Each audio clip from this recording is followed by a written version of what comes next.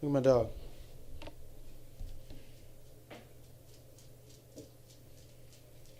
What? What's up? But you know it's cold in Michigan when your kneecap's cold. Like, I can feel the heat leaving my knees right now. You trying to go out? I'll let you. This is the problem with this climate. You see, like, it was cool for a while. I can handle it for about 14 years. But other than that, no. I'm done. I'm tired of it. Gotta plan some stuff out. Gotta get some stuff going. But What are you creeping for? What? What? yeah, but I said I was gonna try to figure out some stuff to do today, but it's 10 degrees. Just don't feel like going outside, man. So I'm gonna try to find some stuff to do in here. Maybe I'm gonna make a video. I just did the stupidest thing on Snapchat. I was trying to make a joke, but I actually ended up messing up my foot on this door. And now I'm kind of limping a little bit. So, don't do stupid stuff on Snapchat. I'll play it right now.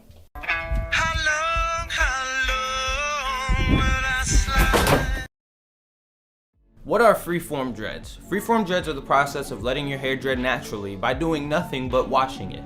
Not touching it, not separating. Some people do separate though, and that's where there's the dilemma between semi-freeform and freeform, but we'll talk about that later. So how do I freeform? The way that you freeform is if you have a curly or kinky hair pattern, which is normally African Americans, you know, or any derivative of that, like maybe you're mixed with some black, or you know, your hair's just naturally curly. You can literally just let your hair be and it'll start to tangle up and it'll start budding and it'll turn into a dread. But you might have congos if your hair is a little bit longer or a little bit straighter. I see people who have straight hair textures who try to freeform and their hair kind of is a little bit more unpredictable. Like, it might freeform or it might not. And if it does freeform, it could get, you know, congoed a lot easier because there's hair all over the place and it could be linking from here to back here. It's a lot harder to do it with straight hair, but there are other methods that you can start before you want to freeform, like twist and rip or back comb. If you want to see a video on that, leave it in the comments and I'll talk about it. What's the difference between freeform and semi-freeforming?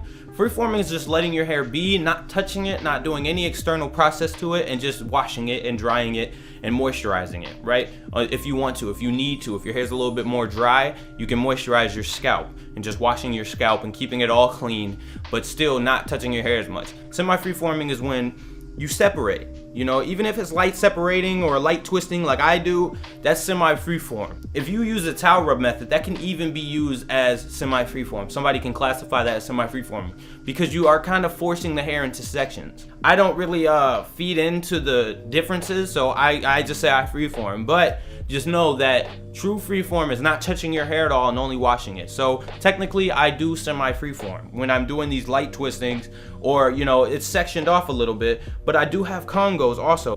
Why do people freeform?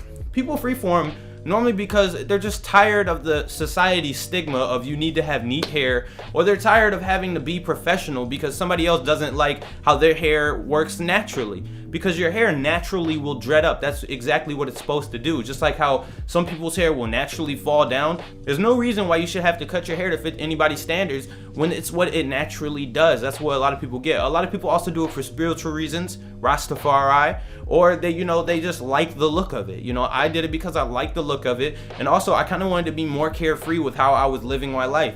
I didn't want to have to cut my hair every day or spend money on a barber. So a lot of people go through that too. Let's see, how do you maintain freeform dreadlocks?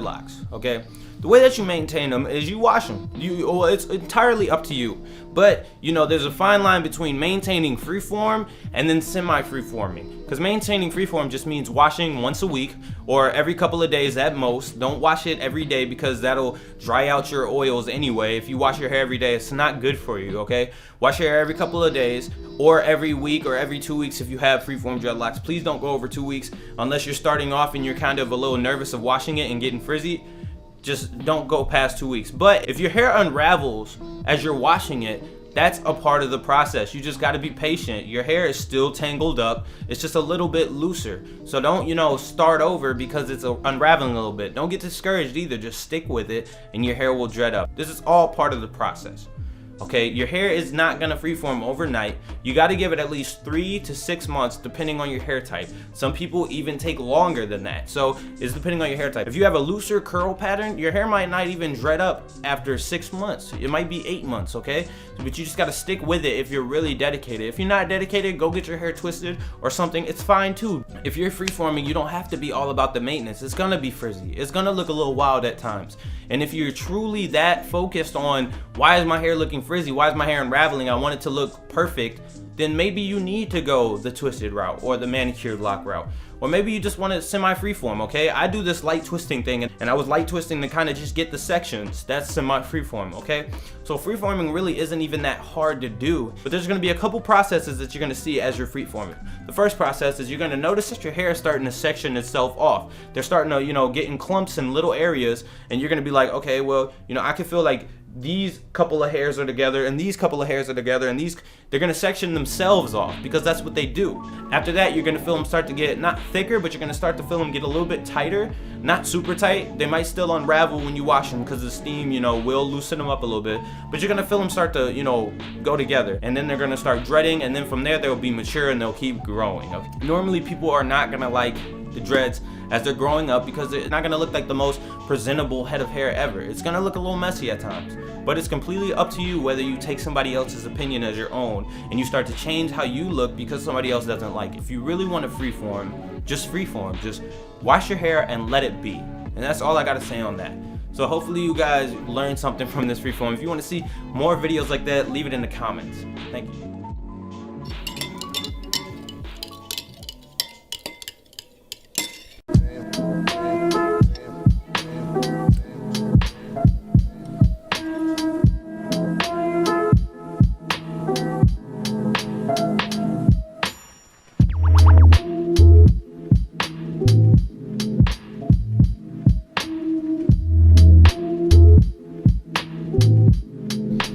Might want to see my Congos, but this isn't the best lighting, so I'm gonna go to the bathroom.